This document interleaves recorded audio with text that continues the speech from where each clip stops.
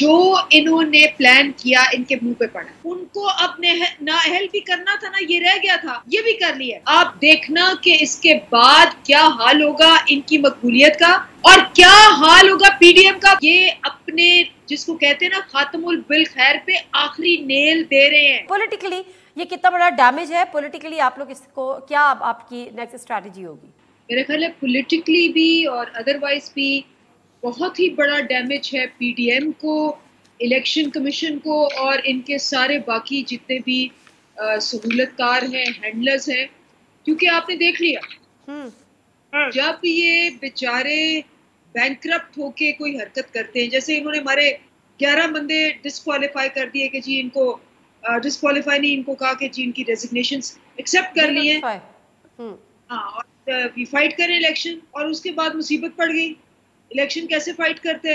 جب election fight کیا اس میں بھی 7 میں سے 6 پہ ہار گئے.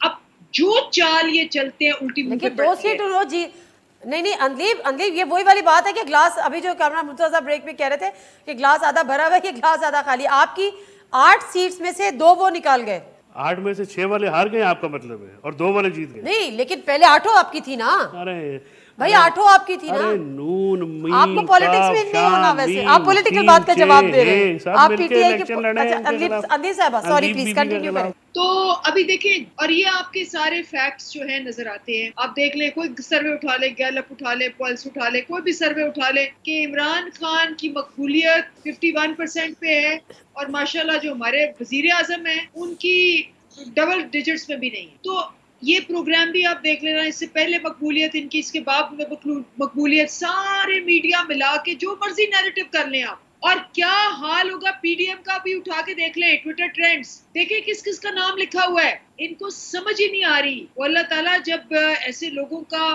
آنکھوں پہ اور ذہن پہ اور دل پہ مہر لگا دیتا ہے تو ان کو سمجھ ہی نہیں آتی کہ کیا.